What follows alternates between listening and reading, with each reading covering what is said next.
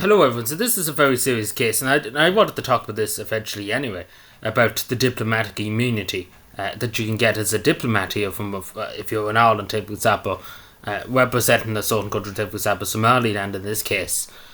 You can claim diplomatic immunity, even though this fellow shouldn't probably be claiming it. I will explain why in a second, why he shouldn't be claiming it in the first place. Not even to mention that this is a very serious case. Like, literally, this is human trafficking that he's been accused of. And it's a very, very serious thing. Human trafficking is very, very serious. It's not like a parking ticket. I don't mind that if, say, it was a parking ticket. We could overlook that a bit if it was a diplomat, because you're entitled to some immunity from prosecution. But not in terms of serious offences like this. Literally trafficking people into the state. These are very, very, very serious stuff. And shouldn't be overlooked and shouldn't be pretty much let off with, to be told honest. Because if we let this happen, every other country in the world could come over here and send their diplomats and they can do human trafficking pretty much. And we can't have that. We have to be strict in terms of who gets in as a diplomat too, that we know that can be trusted. But not even that. I thought originally when I first heard about this that he was a diplomat in the Irish embassy in Dublin for the Republic of Somaliland, but it's not the case. He's literally based in Saudi Arabia. So why he was here in the first place, it's anybody's guess. And second of all, he shouldn't probably be claiming diplomatic immunity because he has no business already here, first of all. Because going by the Irish Times, and I've looked into this myself, that he's based in Saudi Arabia. That's the only place he has entitlement to diplomatic immunity. But he has no immunity here. He's not a diplomat, he's an ordinary citizen. He's not no business of the government of Somaliland here. So he should not be... Again, he should not even have the excuse of diplomatic immunity. So I hope he does be prosecuted to the full extent of the law if they do have evidence to suggest that he's committed these offences, which I presume they did because he's still in jail over it. Like he is still in prison for it, and so he should be if he did commit the offence. But this is the thing. He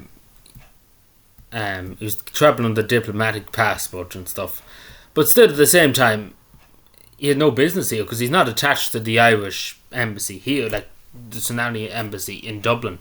I thought that originally that he had some kind of grounds here, but he has literally no grounds because unless the government literally sent him here to do something, he has no business really here. The Somaliland government, not the Irish government. But of course, he has to face prosecution for this. If it's human trafficking, he has to face prosecution. But obviously, as soon as his time's up, deport him home and tell him never to come back. And not even that too, we should be raising it up to the Somali government and to the ambassador on why this was why was this fellow allowed to be a diplomat if they knew did they know he was up to this? That's what I'm trying to say.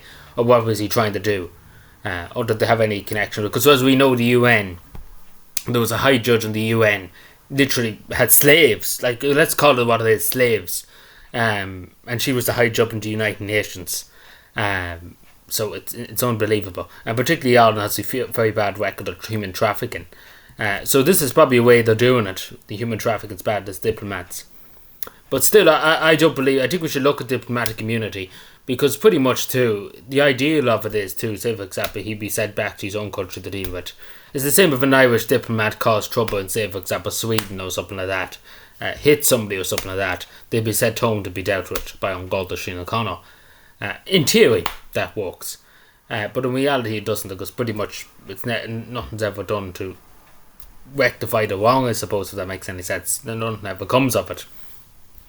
But I do think we should look at diplomatic immunity and I think we should change it in terms of it's only minor stuff. If you commit minor things like traffic offence, running a red light, something like that cause no damage or something like that. But if it's something like human trafficking, murder, very high offences, attacks, knocking people to the ground, other stuff like that, definitely should be no claim of a diplomatic immunity. But it is a worrying trend when you see this kind of thing because diplomats are supposed to be vetted and supposed to be well trusted and by the government that sends us here. It's not good luck for the Somali government, but they're supposed to be well vetted, well trusted, I suppose. And we have to ask too, why did the Irish government never question? Did they know what he was up to when he came here first? There's many other things. Is there any more people that's in the government, like in the diplomatic corps in Ireland, that's involved with this kind of carry on? Should we look into all the embassies in Ireland to make sure that they're not doing this carry on too?